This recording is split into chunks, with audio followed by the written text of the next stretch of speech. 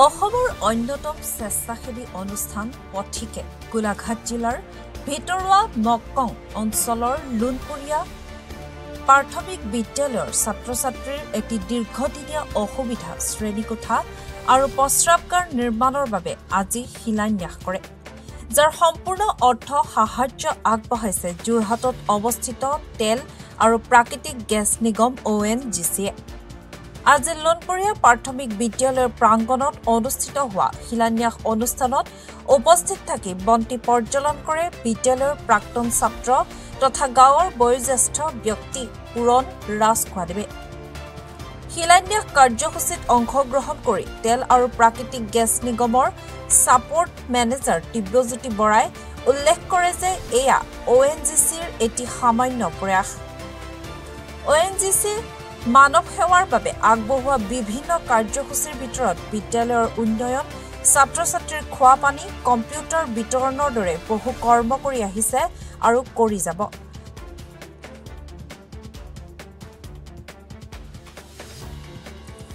উক্ত অনুষ্ঠানত installation manager দিগন্ত শৰ্মা, পথিকৰ জ্যেষ্ঠ উপদেষ্টা জিতেন্দ্ৰ সোণোৱাল, ৰমেন বৰুৱা, বিদ্যালয়ৰ প্ৰধান শিক্ষয়িত্ৰী মিতালী গগৈ, পথিকৰ সঞ্চালক ভিক্টৰ ৰাজকুমাৰৰ লগতে বহু গণ্যমান্য ব্যক্তি উপস্থিত থাকি শিলান্যাস কাৰ্যসূচীত অংশগ্ৰহণ কৰে।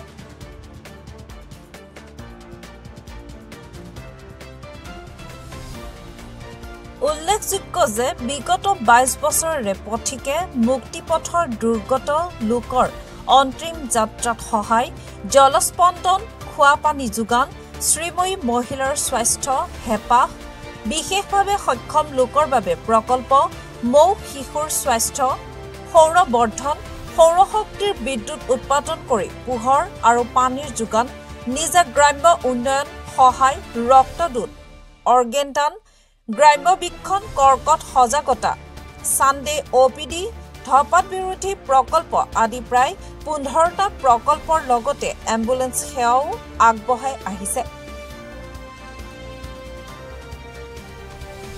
3টা ক্লাছৰুম আৰু 2টা প্ৰস্ৰাৱঘৰৰ নিৰ্মাণ কৰা হ'ব এই প্ৰকল্পৰ যোগেদি।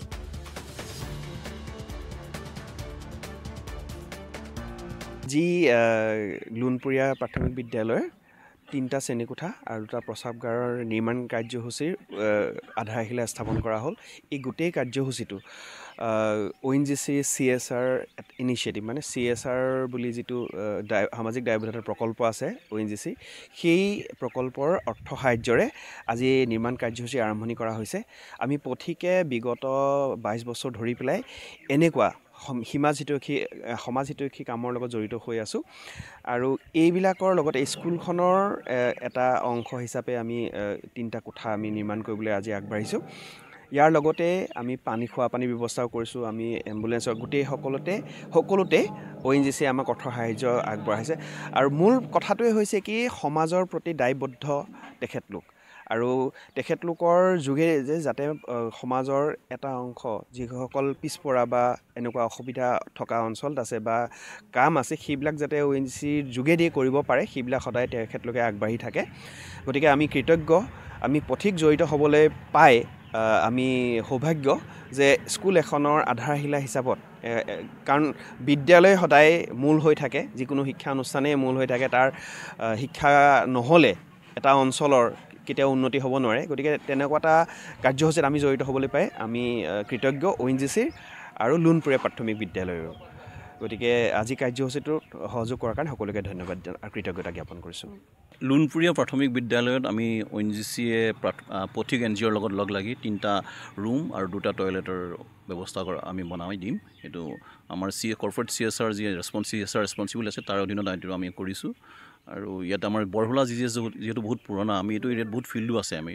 আৰু অপাৰেশ্যনছ বহুত পুৰণা চলিছে, সেইকাৰণে আমি এইটো অঞ্চলৰ ডেভেলপৰ কাৰণে আমাৰ ONGCৰ দায়বদ্ধতা আছে। আমি কৰি আছোঁ নট অনলি স্কুল, আমি বেলেগ ধৰণৰ কালচাৰেল কমিউনিটি চেণ্টাৰ বা এনেকুৱা সৰু সৰু কামো কৰোঁ। আমি বহুত ধৰণৰ কাম কৰোঁ আৰু এনেকুৱা নহয় যে এইটোৱে শেষ, আমি কৰি গৈ থাকিম, আগলৈও কৰি গৈ থাকিম। আৰু কেইবাখনো স্কুল আমাৰ অধীনত অলৰেডি আহিছে, আমাক ইনষ্টলেশ্যন মেনেজাৰে ফৰৱাৰ্ড কৰিছে, আমি ডেফিনেটলি সেইবিলাকো কৰিম। আৰু পথিক NGOৰ লগত লগ লাগি এইটো আৰু পানীৰো ড্ৰিংকিং ৱাটাৰো আমি কৰিছিলোঁ মাজতে, এনেকুৱা ধৰণৰ স্কিম আমি আগুৱাই লৈ যাম। Thank U. লুণপুৰীয়া প্ৰাথমিক বিদ্যালয়ৰ বাবে এটা বৰ শুভ দিন। আজি আমাৰ বিদ্যালয়লৈ ONGCৰ ফালৰ পৰা ISR ফালৰ পৰা আপোনাৰ 3টা কোঠা আমাক দিছে যেটো ONGCৰ এটা আমাৰ বিদ্যালয়ৰ ছাত্ৰ ছাত্ৰীসকলৰ কাৰণে এটা বৰ ভাল কথা য'ত আমাৰ গাঁৱৰ ঠাইবিলাকত ছাত্ৰ ছাত্ৰীৰ সংখ্যা নগণ্য হৈ পৰিছে তেনেকুৱা ঠাইবিলাকত এনেকৈ যদি ধুনীয়া ধুনীয়া বিল্ডিং আমি পাওঁ গতিকে ছাত্ৰ ছাত্ৰী আহিবৰ বাবে আগ্ৰহী হ'ব গতিকে তেওঁলোকে যে আমাৰ বিদ্যালয়লৈ এনেকুৱা ধৰণৰ সা সুবিধাবিলাক প্ৰদান কৰিছে সেইটো এটা বৰ যুগান্তকাৰী ঘটনা গতিকে তেওঁলোকৰ এই পদক্ষেপৰ মই খুব আদৰণি জনাইছোঁ আৰু এই গোটেই কাৰ্যটোত আমাক পথিক NGOয়ে যোগাযোগ কৰি আমাক গোটেই সহযোগ কৰি আছে গতিকে তেওঁলোকলৈ মোৰ আন্তৰিক ধন্যবাদ জ্ঞাপন কৰিলোঁ আৰু আমাৰ গোটেই অনুষ্ঠানটো এই মানে কাৰ্যখিনি কৰাত যিসকলে আমাক পৰামৰ্শ আগবঢ়ালে তেওঁলোকলৈ মই ধন্যবাদ জ্ঞাপন কৰি আৰু আমাৰ বিদ্যালয়ত আজিৰ দিনটোত আমাৰ লগত এনেদৰে ONGCৰ ফালৰ পৰা যিকেইজন বিষয়া আহি উপস্থিত হৈছে তেওঁলোকক আন্তৰিক ধন্যবাদ জ্ঞাপন কৰিলোঁ ধন্যবাদ আজি ইয়াতে আমাৰ লুণপুৰীয়া প্ৰাথমিক বিদ্যালয়ত 3টা শ্ৰেণী কোঠা আৰু লগতে 2টা প্ৰস্ৰাৱগাৰ নিৰ্মাণৰ কাম কৰা গৈছে ফাউণ্ডেশ্যন আজি হেৰি হৈছে উদ্বোধনী কৰা গৈছে এই কাৰ্যসূচীটো আমাৰ ONGCৰ CSR ফাণ্ডৰ পৰা অৰ্থ সাহায্য দিয়া গৈছে আৰু ইয়াতে পথিক NGOৰ দ্বাৰা আমি কামটো কৰাম এনেকুৱা ধৰণৰ কাৰ্যসূচী আমাৰ এই অঞ্চলত ONGCৰ তৰফৰ পৰা CSR ফাণ্ডৰ অধীনত বিভিন্ন কাৰ্যসূচী কৰি থকা হয় এইটো ONGCৰ সামাজিক দায়বদ্ধতা আমাৰ ইয়াতে বৰহলা অঞ্চলত ONGC বহু বছৰ আগৰ পৰাই তেলৰ খনন ক্ৰিয়া চলি আছে আৰু ভৱিষ্যতেও চলি থাকিব এই আমাৰ ONGCৰ ফালৰ পৰা এইটো আমাৰ দায়বদ্ধতা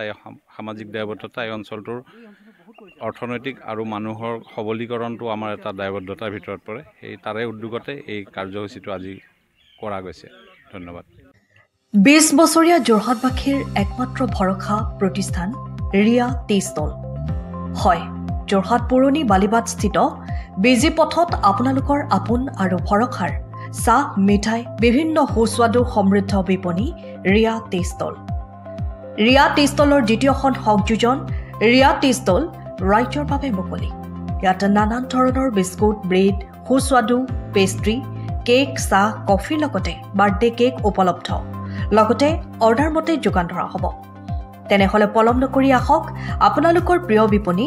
ৰিয়া টি ষ্টললৈ